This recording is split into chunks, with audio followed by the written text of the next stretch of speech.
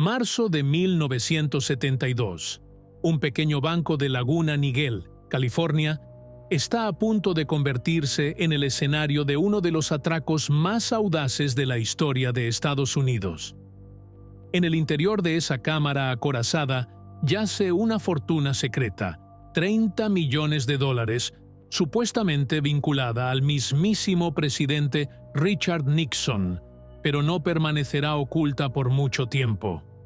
Anil Dincio, uno de los ladrones de bancos más hábiles del país, acaba de recibir un chivatazo de nada menos que Jimmy Hoffa. Dincio y su selecto equipo están dispuestos a arriesgarlo todo, irrumpiendo en un banco supuestamente impenetrable, con un pago tan grande que podría hacer temblar los cimientos de la Casa Blanca.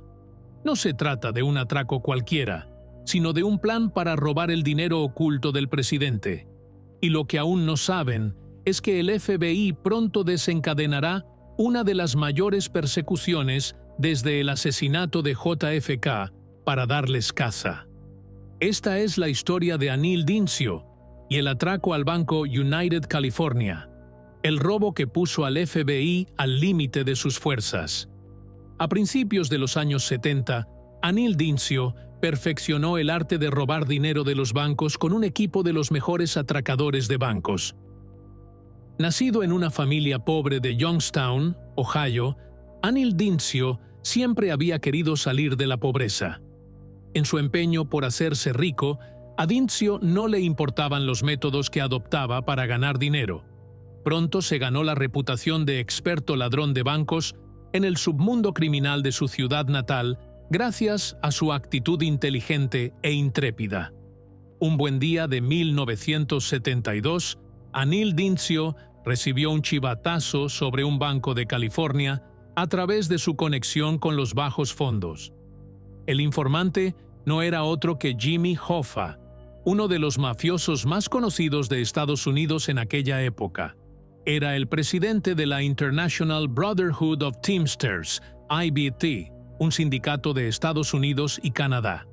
Un socio de Hoffa, que tenía contactos con la mafia de Cleveland, dijo a Anil Dincio que en una caja de seguridad del banco United California de Laguna Niguel había escondidos $30 millones. Dincio sabía que, si conseguía llevar a cabo el robo, él y su equipo se llevarían el golpe de su vida. Antes de seguir adelante, una pregunta que surge aquí es: ¿por qué un pequeño banco de California, que rara vez tenía más de $100 en efectivo a mano, tenía más de $30 millones en una caja de seguridad? La respuesta a esta pregunta vivía a solo 15 millas al sur de Laguna Niguel, San Clemente. El lugar era la residencia personal del entonces presidente Richard Nixon y también se llamaba la Casa Blanca del Oeste. Según la información revelada posteriormente por el FBI, el dinero del Banco United California de Laguna Niguel pertenecía al presidente de los Estados Unidos. Nixon estaba llevando a cabo una costosa campaña presidencial a principios de 1972 y necesitaba la mayor financiación posible para ganar la carrera presidencial. Una enorme cantidad de dinero sucio procedente de diferentes donantes fue aportada para ayudar a Nixon en su campaña. El presidente Nixon supuestamente tomó las contribuciones de campaña extorsionadas de los donantes y las escondió en diferentes lugares, y uno de esos lugares resultó ser el Banco United California, Laguna Niguel. Jimmy Hoffa fue supuestamente uno de los principales donantes de Richard Nixon y había contribuido con $3 millones a su campaña. Antes de las elecciones, Hoffa fue encarcelado por sus actividades ilegales. Quería el indulto del presidente a cambio de que su sindicato apoyara a Nixon para las elecciones presidenciales. Aunque el presidente Nixon conmutó la pena de Jimmy Hoffa, hizo imposible que el mafioso volviera a ser presidente del Teamster. Esto rompió las relaciones entre Hoffa y el presidente, y Hoffa quería recuperar sus $3 millones que estaban escondidos en una caja de seguridad del Banco United California de Laguna Niguel, así que contrató a Ambel Dincio para el trabajo. Tras recibir el encargo de Hoffa de llevar a cabo el mayor robo de su vida, Ambel Dincio supo lo que tenía que hacer a continuación: reunir un equipo de personas que pudieran ayudarle en su robo. En lugar de contratar a alguien de fuera, empezó por su familia y añadió a su equipo a su hermano, James Dincio. Ambel también reclutó a su sobrino, Harry Barber, y a su cuñado, Chuck Mulligan. Después de reunir a los 4 miembros del equipo principal, Dincio sabía que el trabajo de Nixon solo podría llevarse a cabo con la ayuda de uno de sus amigos de Cleveland, Phil Christopher. Phil también trajo a su amigo, Charlie Brockle, al equipo. Charlie era un ladrón consumado, pero tenía un historial volátil. Cuando reunió a su Dream Team, Ambel Dincio les habló del banco que iban a atracar, pero les ocultó una cosa: el dinero que planeaban robar pertenecía supuestamente al presidente de los Estados Unidos. Solo 3 personas conocían el valor real del atraco: Ambel Dincio, su hermano James y su cuñado Chuck. Los 3 iban a ser los principales beneficiarios del robo después de pagar a Jimmy Hoffa, dar a sus compañeros su parte y pagar el blanqueo de dinero. El cálculo que hizo Ambel Dincio fue darles a él, a su hermano y a su cuñado $8 millones a cada uno, la mayor parte al fin y al cabo. Aunque se trataba de un atraco a un banco con el supuesto dinero del hombre más poderoso de la Tierra, el trabajo fue el de siempre para Dincio y su equipo. Todos y cada uno de los miembros del equipo tenían años de experiencia a sus espaldas y sabían exactamente cómo iban a actuar durante el atraco que les haría ricos de la noche a la mañana. Desde antorchas hasta cables y explosivos, Dincio y su equipo sabían exactamente lo que necesitaban para entrar en la cámara acorazada del banco. Pero había algo aún más importante que disponer de las herramientas adecuadas: transportarlas a Laguna Niguel, California. Para ello, Dincio recurrió a su novia, que llevó el equipo a California, mientras Ambel Dincio y su equipo tomaban un vuelo a Los Ángeles. Al llegar a Los Ángeles, la siguiente tarea era montar un cuartel general del atraco que llamara la atención de las autoridades policiales. Alquilaron un apartamento en un campo de golf situado a unos 800 metros del United California Bank. Lo especial de este condominio era que el tejado del banco era visible desde allí. Tras conseguir la ubicación perfecta para establecer su cuartel general para el atraco, Dincio y su equipo comenzaron los preparativos finales. Necesitaban un vehículo de transporte, así que Ambel Dincio compró un Oldsmobile de 1962. La razón principal para elegir este coche fue su enorme maletero, que Dincio pensó que les ayudaría a transportar el equipo hasta el banco y a llevar el dinero después de haber terminado de robar. Además, el coche estaba registrado a un nombre falso, por lo que, aunque alguien lo rastreara más tarde, no podría relacionarlo con Dincio y su equipo. Los ladrones de bancos gastaron unos cuantos miles de dólares en preparar el atraco, pero sabían que iban a obtener mucho más dinero a cambio si su plan tenía éxito. Una semana antes del atraco, el grupo vigiló todos y cada uno de los movimientos en torno al banco. Esto incluía cuándo abría y cerraba el banco, quién entraba y salía de él, y lo concurrida que estaba la zona durante las horas punta. Algo que llamó la atención de Ambel Dincio y su equipo fue que ningún coche de policía pasó por delante del banco. Esto significaba que tenían una ruta de escape buena y segura después de haber terminado de atracar el banco. El banco estaba indefenso, y el único mecanismo de defensa que tenía era una alarma sonora colgada en el exterior, pero Dincio sabía exactamente cómo impedir que funcionara. Como el United California Bank formaba parte de un centro comercial, el grupo tenía que tener en cuenta varios factores si quería entrar y salir de él con seguridad. La variable más complicada del atraco eran los edificios que rodeaban el banco. Dincio sabía que, tras desactivar la alarma, tendrían que hacer un agujero en el tejado del banco y explotar el hormigón armado antes de poder entrar en las cajas de seguridad cerradas. Todo esto debía hacerse sin alertar a nadie dentro o en los alrededores del banco. Era una tarea difícil, pero Dincio sabía que su equipo estaba bien equipado para llevarla a cabo. Después de planearlo durante meses, había llegado el momento de que Amble Dincio llevara a cabo el atraco de su vida en la sucursal de Laguna Niguel del United California Bank, y Dincio solo tenía un objetivo en mente: el presunto fondo para sobornos del presidente Richard Nixon, valorado en $30 millones. El equipo tenía incluso un escáner de la policía instalado en el exterior para poder ser informados si algún policía se acercaba a la zona. Dincio y su equipo robaron una escalera de una iglesia cercana y empezaron a trepar por el tejado del banco. Según el plan, James y Amble subieron al tejado mientras Phil Christopher montaba guardia fuera con una escopeta. El resto del equipo empezó a llenar bolsas de arpillera con tierra del jardín para amortiguar el ruido de la explosión. Cuando todas las herramientas estuvieron en el tejado del banco, Amble Dincio empezó a trabajar en la primera tarea que tenían entre manos: desactivar el sistema de alarma del banco. Para ello, rociaron espuma de poliestireno líquida en la alarma para que, al endurecerse, el badajo del interior de la alarma no pudiera sonar. Ahora pasaron al trabajo número 2, hacer un agujero en el techo y entrar en la cámara acorazada. Hicieron un agujero justo encima de la puerta de la cámara acorazada. El equipo colocó herramientas y sacos de arena encima de la cámara acorazada. Una vez completado el agujero, Dincio y su equipo se dirigieron en silencio al tejado de la cámara acorazada y se centraron en la siguiente tarea: desactivar las alarmas interiores del banco.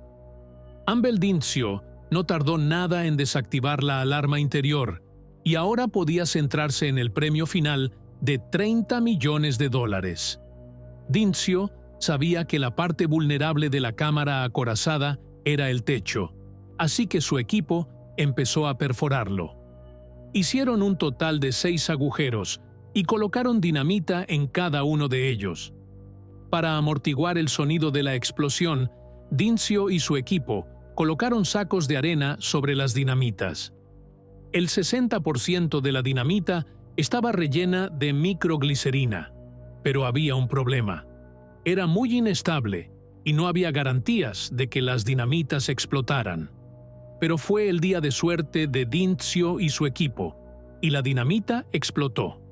En cuanto a los movimientos alrededor del banco, nadie notó el ruido de la explosión, lo que era una buena señal para los ladrones. Después de cortar las barras de refuerzo con un soplete de acetileno, el equipo tuvo por fin acceso a las cajas de seguridad de la cámara acorazada. Pero el trabajo aún no había terminado. Aún tenían que encontrar la forma de entrar en las cajas de seguridad. Para ello, Dincio y su equipo utilizaron un martillo con púas. Pronto, las cajas empezaron a abrirse una tras otra. Pero Dincio no abría las cajas al azar. Sabía exactamente qué cajas abrir, porque ya le habían dado información sobre los números de las cajas a las que debía dirigirse, y una de ellas pertenecía al presidente Richard Nixon. Fue la primera caja que abrió Dincio, y pudo ver billetes de $100 apilados de delante a atrás. Pero en esa caja solo había $2 millones. Así que hizo que su equipo abriera otra caja de seguridad, que también pertenecía a Nixon, y sus ojos se iluminaron cuando vio $millones allí. En este punto, Dincio y su equipo se encontraron con un problema. El sol estaba a punto de salir, pero aún quedaban cientos de cajas de depósito por abrir. Los ladrones decidieron volver al banco la noche siguiente, que sería sábado, y abrir el resto de las cajas. Para cerrar temporalmente el tejado del banco y evitar sospechas, Amble Dincio cubrió el agujero con un trozo de contrachapado cortado y lo forró con alquitrán. Pasaron la tarde del sábado vigilando el tejado desde su piso, para asegurarse de que nadie se había dado cuenta del robo en el banco. Dincio sabía que si quería abrir todas las cajas de seguridad de la cámara acorazada, necesitaba más personal. Así que trajo a los hombres de servicio de la noche anterior al interior de la cámara acorazada. Las cosas iban sobre ruedas mientras Dincio y su equipo saqueaban la cámara acorazada, pero entonces ocurrió algo inesperado. Chuck Mulligan, que estaba fuera buscando actividad en los alrededores del banco, llamó por radio a sus compañeros que estaban dentro de la cámara acorazada y les informó de que un coche se acercaba. Era el equipo de limpieza que hizo una parada no programada en el banco. Por suerte para Dincio y su equipo, los empleados de limpieza no sabían que estaban dentro de la cámara acorazada. Así que lo único que tuvieron que hacer los atracadores fue quedarse quietos allí dentro, sin hacer ruido. En las primeras horas de la mañana del lunes, tras vaciar 458 de las 500 cajas de seguridad, Emil Dincio y su equipo estaban listos para salir de la cámara acorazada. Pero había una última cosa que Dincio tenía en mente. Golpeó la puerta de la cámara acorazada para dañar los relojes de fichar que había allí y cerró la puerta con llave para que el banco no pudiera abrirla. Cuando el banco se enteró de que habían forzado la cámara acorazada y robado las pertenencias de las cajas de seguridad, llamó inmediatamente a la policía. Mientras los investigadores interrogaban a los empleados e intentaban atar cabos, no tenían ninguna pista de por qué una pequeña sucursal bancaria de United California, en Laguna Niguel, se había convertido en el objetivo de un delito de tan alto nivel. Cuando la oficina del sheriff del condado de Orange se dio cuenta de que el atraco al banco no se parecía a ningún delito que hubieran visto antes, llamaron al FBI. El agente especial Paul Chamberlain fue asignado al caso y se encargó de la investigación general, pero no fue el único agente asignado al caso. Francis A. Cali, agente especial del FBI en Santana, California, también fue asignado al caso por su experiencia en robos. En aquella época, Los Ángeles era conocida como la capital mundial del atraco a bancos, y los atracadores que robaban enormes cantidades de dinero de distintos bancos se habían convertido en una rutina. Pero normalmente esos atracos se producían en horario de oficina y a punta de pistola. Sin embargo, el atraco al banco que estaban investigando los agentes Paul Chamberlain y Frank Cali era diferente. Había ocurrido de noche, y la escena en el interior de la cámara acorazada era de destrucción total. Había sacos de arena tirados por todas partes, y los agentes del FBI tardaron casi un día entero en revisar todo lo que había en la cámara acorazada. Pero lo que más sorprendió a los agentes fue cómo los ladrones habían abierto y vaciado varios cientos de cajas de seguridad sin que nadie se diera cuenta. Esto también les dificultó identificar exactamente lo que había desaparecido de esas cajas. En cualquier caso, sabían que la pérdida sería muy importante. Un equipo forense examinó las pruebas de la cámara acorazada mientras el agente Frank Cali salía al exterior para ver si encontraba alguna pista. Fue entonces cuando observó una larga escalera que subía al tejado del banco. Los agentes del FBI descubrieron entonces el sistema de alarma acústica que había sido neutralizado por los ladrones. Se trataba de una nueva técnica inédita en aquella época. El patrón del robo era nuevo y muy diferente de las actividades delictivas que los agentes del FBI estaban acostumbrados a investigar en Los Ángeles. La primera conclusión a la que llegaron los agentes Paul Chamberlain y Frank Cali fue que los ladrones procedían de fuera de la zona de Los Ángeles, y estaban en lo cierto. No se trataba de un atraco ordinario a un banco y se necesitaba algo más que unos pocos agentes para investigarlo. Así que la Oficina Federal de Investigación asignó la friolera de 125 agentes al caso, convirtiéndolo en uno de los más investigados de la historia del FBI. Mientras el FBI iniciaba la investigación de un maravilloso atraco a un banco, Anil Dincio y su equipo comenzaron el meticuloso proceso de cubrir sus huellas para evitar ser descubiertos por las autoridades policiales estadounidenses. Desde limpiar las ventanas hasta las puertas, los suelos e incluso el techo, los ladrones de bancos fueron extremadamente cuidadosos para asegurarse de que no dejaban ningún rastro en el condominio en el que vivían.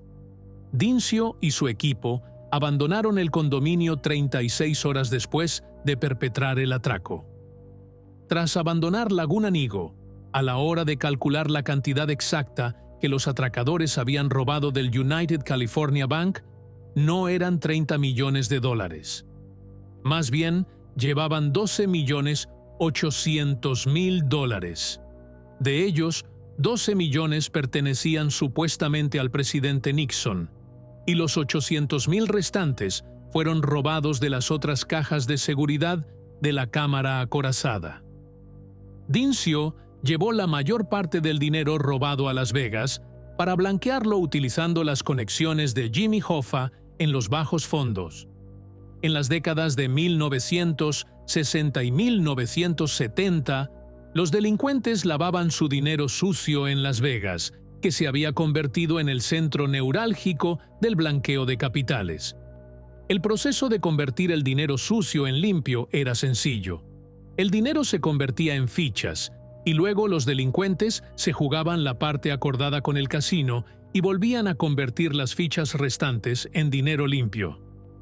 El Dincio llegó a un acuerdo con un casino por el que se jugaría unos $450.000, aproximadamente el 3,5% de la recaudación final, para lavar todo el dinero que él y su equipo de atracadores habían robado del United California Bank. Pensaba que era un trabajo limpio, y no le faltaba razón. Sin ninguna prueba sólida ni pista sobre quién había cometido el atraco, la investigación del FBI no iba a ninguna parte. Fue entonces cuando el FBI decidió incorporar un total de 126 agentes a este caso para acelerar la investigación y atrapar a las personas que estaban detrás del robo. Antes de este caso, solo una vez se habían asignado tantos agentes a un caso, y fue cuando mataron a tiros al presidente John F. Kennedy. La presión sobre el FBI para que efectuara una detención era cada vez mayor, por lo que los agentes Chamberlain y Calley decidieron ponerse en contacto con todos sus compañeros del país y pedirles cualquier posible pista sobre informantes que pudiera relacionarlos con el robo en Laguna Niguel.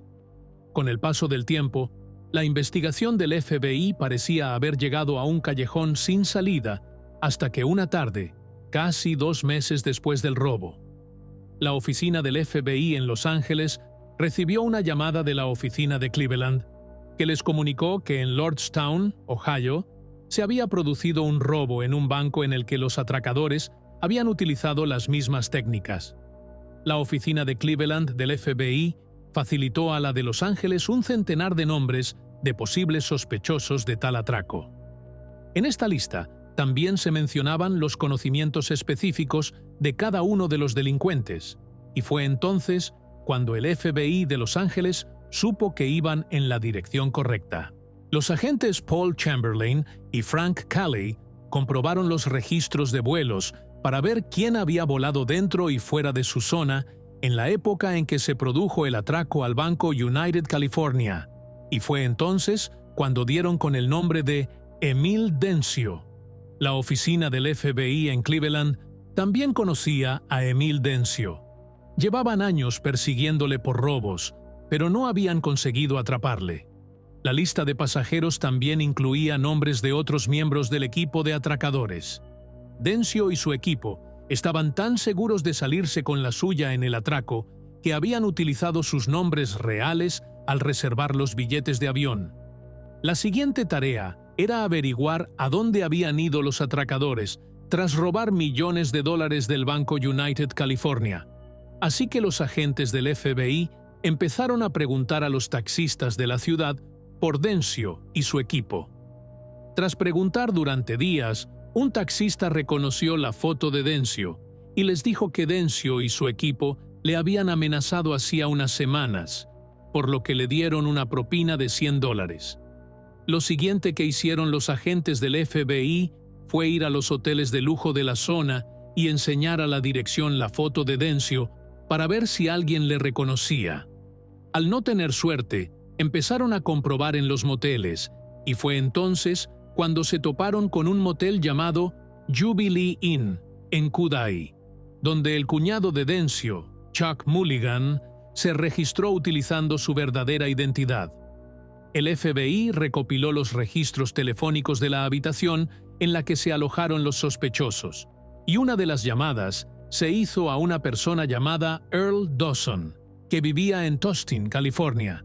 Pero lo más interesante era el hecho de que Dawson era originario de Youngstown, Ohio.